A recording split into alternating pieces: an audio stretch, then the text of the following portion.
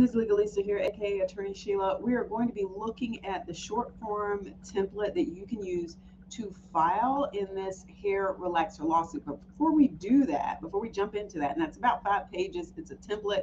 Before we do that, I want to go to the website so that you can learn a little bit more about the form before you fill out the form. Yeah. Let's see if I can get this a little bit bigger. That's so tiny. That's like tiny, tiny. This is U.S. District Court, Northern District of Illinois, with the tiny, tiny print there. Okay, I think that might work. Let me know in the comments if you think this will work for you, because I think this is looking better for me. I might even be able to take my glasses off. Northern District of Illinois. This is the hair relaxer lawsuit that I've been talking about. Remember, I can't even list some of some of the products now. Motions, Just for Me, Dark and Lovely. Okay, and there's some others too. So there is this lawsuit. It is out here because there was, I guess, a scientific finding that showed that you are more likely to get uterine cancer, uterine fibroids, endometriosis, those types of things, if you had used some of these products. So now there's this lawsuit out there. It's multi-district litigation is where we are now, because the court has looked at this and said, hey, they all have the same issues. We're pretty much talking about the same issues, but this is the website that you can go to learn more. This is the U.S. District Court, Northern District of Illinois, where you can find out information about this. And they update the information. If you have a PACER account, which is a government account so that you can get documents that have been filed federally and you can, for federal cases, and you can follow those. If you have a PACER account, then you can click on this and go to your PACER account. And there is a fee for some of that. So maybe you don't want to do that. Maybe you just want to follow along with me talking about things. This particular page talks about best practices and frequently asked questions. Now, let me go ahead and tell you, this page is not necessarily written for the general public. This page, I think, is written for, people who have some sort of legal background, other attorneys, or maybe people who have an understanding about how the legal process works. Maybe it's a paralegal, and maybe it's just someone who knows a little bit more. Because when you read it and it references a whole lot of other things, it is easy to get confused about this. So for instance, it says, number one says, is direct filing in this district permitted? And some of you are probably like, well, I don't even know what direct filing is. And what do you mean? Is there indirect filing? Is there around the way filing? Like, what are you talking about? There are some things in here that talks about what the process looks like, what some of the restrictions are, because you may have to go to bankruptcy court to find out, what kind of processes you have to follow under that. You've got some information here that talks about how new cases must be filed, the cover sheet. It also talks about an electronic filing quick reference guide that's available here. I may cover that in another video, but then they start to talk about, how do I file a new complaint and designate it for inclusion in this multi-district litigation? Okay, so it says here there are currently 2 ways this lawsuit can get in MDL. And this is this Illinois litigation that you see here. The procedure for filing a lawsuit involves the filing of a civil cover sheet. And it's the same thing wherever you go throughout the country. They usually have a cover sheet that you need to file. It just sort of says, here are the parties and here's what this action is about. And usually it's a checkbox kind of thing. A complaint, that's the one where you're detailing, okay, what happened and why you're suing this other party. The complaint is what we're going to look at in this case, because they have come up with a template that you can use. So you don't even have to write up your own complaint. You may want to just use theirs and add all of your information to it. And then you have to have the summons issued for each defendant. And that's where you're serving them and making sure they're receiving the complaint. It says for lawsuits naming Revlon as a defendant, plaintiffs can file only in the MDL, okay, only in the multi-district litigation using option 2 and consistent with the bankruptcy court's order. So then you got to go back and look at what the bankruptcy court said you had to do. So 2 things there that you have to do. Directly filed complaints. When filing a new complaint, never file the new complaint under the master case number. The proper procedure for direct filing new complaints is outlined in that case management order. So those are 2 things that are going on, especially if you're filing under Revlon. And Revlon, I believe, is what Dark and Lovely falls under. Okay, so I don't want to get into too much detail with that.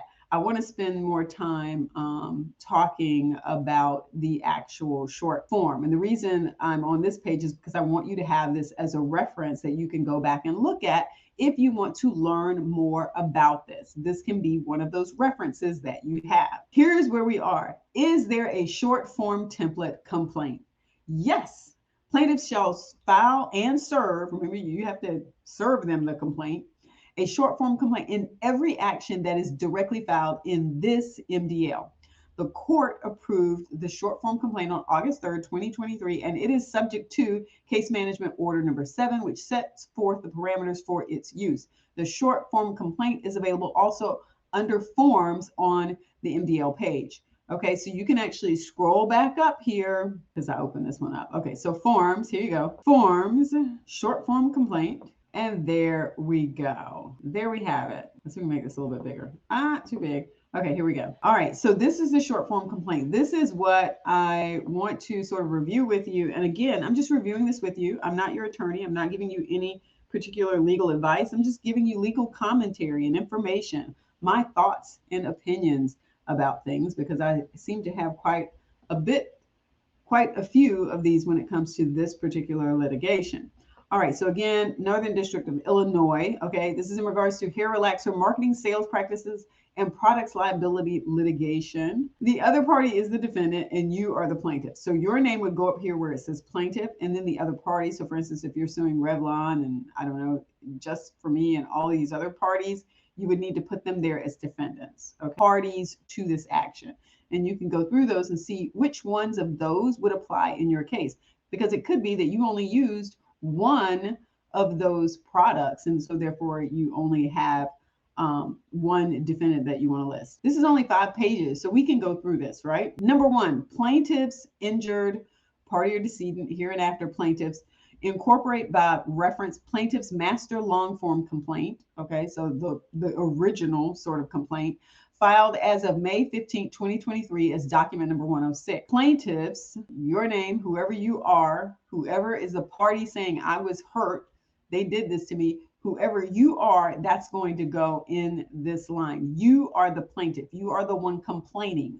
You are the one bringing the complaint. Plaintiffs file this complaint pursuant to CMO number 2 and is bound by the rights, protections, and privileges and obligations of that CMO and other orders of the court. Remember, we just went over some of that. Further, in accordance with CMO number 2, plaintiffs hereby designate the United States District Court for the, okay, and this depends on where you are filing this. Where are you filing this? Are you going to file this in Illinois? Okay, then you're going to put that there. As plaintiff's designated venue, plaintiff makes this selection based upon one or more of the following factors. Plaintiff currently resides in, and hey, you're like, yeah, I live in Chicago, Illinois. Or hey, it's this one. I purchased and used defendant's products in Chicago, Illinois. 3, the original venue is a judicial district in which defendant, whoever your defendant is, Revlon, I just keep saying Revlon because that's the one I can think of, resides, and all defendants are residents of the state in which the district is located. The next one, the original venue is a judicial district in which a substantial part of the events or omissions give rise to the claim occurred specifically. And if you're going to list that there. If there is no district in which an action may otherwise be brought, and the original venue is a judicial district in which defendant, so-and-so, whoever your name is, whoever the other party is subject to the court's personal jurisdiction with respect to this action, and then some sort of other reason. And let me say this, a lot of times the court's really good about providing documents and information about process. You can walk in and have a clerk give you information about process, but nobody really tells you how to fill out the form. And even though I'm just sort of talking this through, even I can see how this could have been better written, because I'm looking at it going, okay, insert name there. Like that would have been helpful for people. And maybe there's, it would be great if there was sort of this informational how to fill it out form, but I don't see that in here. That would be good. 4, okay, so 3, for purposes of diversity jurisdiction, plaintiff is a citizen of, and so you would need to know where, you are from, or if you're working with somebody else, a mom or sister or something, you put that there where they reside. And then plaintiff is suing the following defendants. And so it would be these that would go back up under defendant. Okay, so one or more of these that are listed here. And actually, I'd have to go back and check this. I don't know that this form has been been updated, but I thought I saw some information about maybe some of this has been dismissed against some of these parties. So that's a question I have. You have a list of defendants on this form. Is this a current list of defendants that still fall under this? That would be a good question to know. I want to say yes, but I'm not sure because I saw some information about, especially this one right here. I'm not sure. So you're suing whichever ones, and it says check all applicable defendants. Got a long list there. And if there are others, please specify. And then case specific facts regarding hair relaxer product use and injuries. My apologies. It's getting late in the afternoon. Upon information and belief, plaintiff began using hair relaxer products on or about the following date. Okay, so you're going to put that there. And if applicable, stopped using hair relaxer products on or about the following date. All right. Now, for instance, in my case, I used it for a very long time and then stopped for a short period of time. Then started right back up again and then stopped. And I have been stopped for a while. Number 6, upon information and belief, plaintiff. And so I might have a longer section there. Don't feel like you can't change that to fix your circumstances. So for instance, if you did the very same thing, if you started using and then stopped and then started using again and then stopped, put that in there. Be clear. Okay, you do not want to put information up there that is not correct. It's one thing if you can't remember exact dates. I don't think anybody expects you to remember the exact day, time, month, and year, but you could say approximately X year on or about this date. But make sure you're being correct with what you're putting in there. Upon information and belief, plaintiff used the following hair relaxer products, which plaintiff contends caused or contributed to their injuries and brings claims against the following defendant. So now you can go through here and see the different products, because sometimes it's one thing to see a defendant's name. It is another thing to see the actual products. And even when you see the products up here, you may want to go back, especially if it's been a few years, you may want to go back and say, well, wait a second, was it the cream conditioning no-lie silky smooth sheen relaxer, or was it the herbal no-lie conditioning relaxer system with tea tree and avocado oil? Like, which was it? You may not know. It might be worth, going back and doing a Google search and looking at a picture of the box or something. Because you may not remember off the top of your head. You've got the Affirm brand here listed, Africa's Best. I never used any of these. House of Cheatham, more Africa's Best and more originals by Africa's Best. Texture My Way, men's texturizing kit. Now there's something we haven't talked about. Men's texturizing kits. Can they file lawsuits too? Like, that's got to be a whole nother video, right? Then you've got the women's texturizing and softening system. Then you've got L'Oreal, L'Oreal USA products, Soft Sheen Carson LLC. And this was primarily what I used, the Dark and Lovely brand. And I have no idea which kind of brand I used. Then we have the Optimum brands here, Ultra Precise, Mizani, oh my gosh, Carefree Curl, Look of Radiance. And then we've got the Luster products, Luster Pink Oil Moisturizer, the No-Lie Conditioning Relaxer, the Texturizer. You've got kids version, you've got Short Looks here. Then you've got McBride Research Laboratories, Design Essentials. Did you use theirs? And then you've got the RS Olive Oil Zone Relaxer, Curl Stretching Texturizer. You forget how many products there are out there until you see them listed like this. The African Pride products and Cream of Nature products. Fabulaxer. I have forgotten about Fabulaxer. Wow. Also under Revlon Holdings now. Then you've got Strength of Nature with African Pride there. This is going on and on. Look at all of these listed here. Dr. Miracle's No-Lie Relaxer. Like, I've been hearing specific names in the media and in reports. Some of these I had not heard of, like Fabulaxer. I didn't know they were included. Dr. Miracle's, I didn't know they were included. Gentle Treatment, I didn't know they were included. Just For Me Relaxer, I think most of us had heard that. Motions, we had heard that they were in. Proline, wow. Smart Perm, S&B Botanicals, TCB Naturals, Ultra Sheen. So you've got quite a few brands listed there. And then it says here, other manufacturers or products used by plaintiff not identified above. And so you would then list them under number 7. Number 8, plaintiff's use of defendant's hair relaxer products caused serious injuries and damages, including but not limited to the following. So here's the piece where I tell people, This is where you have to tell your story.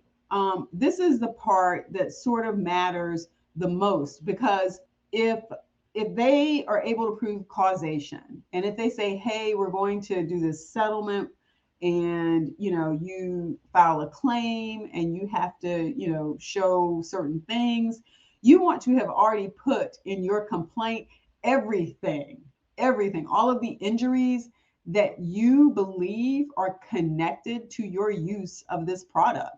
You want to be very clear about that. Plaintiff's use of defendant's hair care products cause serious injuries and damages, including the following. Okay, so you're going to check these: uterine cancer, endometrial cancer, ovarian cancer, other injuries, and or additional details. So some of the things you hear people talking about, not necessarily cancers, but endometriosis, uterine fibroids, hair loss, early menopause, myomectomies, hysterectomies. I mean, I don't know, laparoscopic surgery, whatever. You want to list all of your injuries that you believe were connected to the chemicals that you were subjected to when you use these products. And like I said, you want to be very specific about your injuries. Remember, I've said this before, no one is going to speak on your behalf like you can. And then you're going to put down the approximate dates of diagnosis and injuries, if applicable at this time, that form the basis of your complaint, the basis of your claim. Now, remember, I talked about this in a previous video that, there were plenty of people. I mean, I went through people who were sharing their comments on a website. Some people had talked about the number of years. Like there was somebody who was 20 something years, and another person who was just about 30 years, I believe. 30 years. Because most people can remember when they first got their first perm. And so I can imagine some people out in the world going, well, I don't believe you when you say you got your first perm, when you were in high school or when you were in college. How do you remember 30 years ago that happened? Because it was a big deal. I mean, that sort of tells me that's not a cultural thing that you're connected to. So you really wouldn't understand it. But for a lot of people, the first perm was a big deal. In the past, it would be you would get your hair pressed to get it straightened.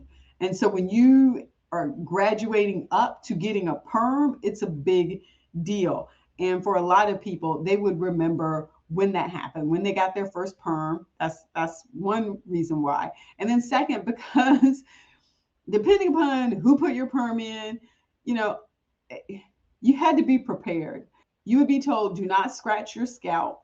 Okay, because if you scratch your scalp, you are irritating your scalp. And once they put the chemical up there, then that's when you get scabs and sores if you have irritated your scalp. Even with a no lye relaxer, because there were relaxers with lye in them, and then there were relaxers that didn't have lye in them that were supposed to be, gentler. Okay, but if you've been scratching your head and you really irritated the scalp, then so you're going to remember the first time that happens. So this whole idea that people might not remember when their first relaxer was, yeah, you haven't had one. You haven't had one. You'd have to have one to know exactly what people are talking about. For those of you who want to leave some comments about your first perm, tell me about your first perm, when you got it. Did you scratch your head before and nobody told you? Did somebody not apply a base to protect your scalp and your edges? Let me know whether or not people took care of you like they should have. All right, let me go back to this. All right, number 10 here, causes of action and theories of recovery adopted and incorporated into this lawsuit. Okay, so really and truly at this point, they're pulling everything from the original complaint into your complaint. Okay, this is where it sounds like we are here. Plaintiffs hereby adopt and incorporate by reference as if fully set herein, as if you had fully written it all out, all common factual allegations. Let me, I guess I can't click on that. I guess I don't have my highlighter on. Oh, here we go, over here. Let's get this highlighter on. Let's see. All factual complaints. There you go. Wrong color. I'm just, this is going to be me being picky about stuff, but okay. All common factual allegations contained in paragraphs 1 through 114 of the master long form complaint that's on file with the clerk of court in the U.S. District Court, Northern District of Illinois, in this matter. Okay, so everything that was in paragraphs 1 through 14, you're saying now in paragraph 10, I am including those in my complaint here. Okay, so that you don't have to type all of that in. And then number 11 says plaintiff hereby adopts and incorporates by reference as if it were fully set forth fully herein the following causes of action and prayer for relief. So these are the causes of action that you're claiming, okay, that were also in that master long form complaint that was filed. And what are you going to say? You're going to pick the ones that are appropriate for you. And me, I would be like, oh yes, I'm going for this one. I'm going for this one. This would be me. This would be me here, okay? You do you, but this would be me. This would be me filling in all the boxes. And some of these I actually would want to go back and look at. But yes, this would be me because there were 15. There were 15, if I remember correctly. Yep, 10, 11, 12, 13, 14, 15. So I would just go through and say, hey, this is me, Ms. Legalista, saying I am claiming all of these. Well, I don't need that one. Okay, I don't need the last one. And then, and I didn't really go through what any of these mean, okay, but you can probably get an understanding. Negligence, negligent misrepresentation, negligence per se, design defect, failure to warn me that there were issues, implied warranty of merchantability or fitness for a particular use. I should have been able to put it on my head without, having issues. Warranty, fraud and fraudulent misrepresentation, fraudulent concealment, unjust enrichment, wrongful death. Oh, so I wouldn't include this one. See, I jumped the gun on this, right? All right, let's just pretend I didn't include the wrongful action. The wrongful death and the survival action. Okay, so you do you and pick out the ones that are appropriate for you, and don't just sit here and fill it out like I just did.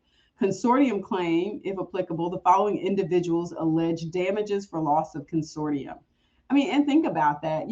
This is why I said in my previous video, why it's so important for you to be clear about how not just this impacted your reproductive system, but how this impacted your quality of life. And consortium claims fall under that. Well, how are you having sex? One person actually said in one of the comments, I was bleeding for 3 to 5 weeks. If you're bleeding like a faucet for 3 to 5 weeks, it's highly unlikely you're engaging in some other activities. It's hard to be intimate if you're having pain, if you're bleeding like a faucet, if you're having clots. And then on top of that, because of the blood loss, you're anemic. And so you need to be able to really share how that impacted this. And then for the survival and wrongful death, if applicable, you would put the information there for that person. Actually, would be the estate filing on somebody else. And then this day of, and then your signature. All right, and if you've got counsel, then counsel would be filling this out for you anyway. And then you have to follow the procedures to get this filed with the court and to have this served on the other party. So this is sort of a real overview. This is a basic overview of this complaint form. Like I said, I had not looked at it. I think some of this, I'm going to look and see if I can find where someone has maybe put something together that is information, how to fill this out, or some things to think about when filling this out. Because even though I just verbalized it, it would be helpful for people to have something that says, okay, for number one, this is what this means from an informational standpoint, and this is what you might want to think about when filling it out, because you don't want to try to sound like an attorney telling people or giving people legal advice. What you want to give them is legal information, things to consider, things to take into account, processes that they might need to think about, and then other sources that they may need to go to for information. Remember, there's a whole website there, and you've got the court management order that talks about the things that need to be done in this. So you heard me just babble through some of it. I myself need to go back and spend time looking at it. And maybe if I fill this form out for myself, maybe I will show you what I am filling out, what I am putting down. I don't necessarily know that I'll do that, but maybe I'll put together an information sheet that talks about how you do this, how to think about doing this. if I can't find one. I'm going to try to see if I can find one first. And then we can go through that and dissect that and talk about whether or not we think it's good, some things that are missing. But yeah, I think this is a good starting point. I think they should have more complaint forms like this that are templates that people can fill out in situations like this, because a lot of times people cannot find attorneys that they feel comfortable talking to about some of these issues. Some of this is really personal, and people just may not feel comfortable talking to an attorney that they don't know or don't feel like they have a close relationship with. Yeah, it can be a little difficult to talk about some of this. People have talked about having to have hysterectomies, how as a result of what they went through, they can't have children. That's a hard conversation that you're asking people to have with people that they don't know. And sometimes people feel more comfortable if I can just have the information and the sheet, then I can fill it out and I can tell my own story. And I will feel fine just doing it that way. So let me know in the comments your thoughts on this short form complaint form, this short form complaint template that they have put together. Let me know what you think about finding some instructional material, some informational guidance that you can use. Because like I said, I just sort of fumbled my way through it, not having read it before. It was definitely a first read.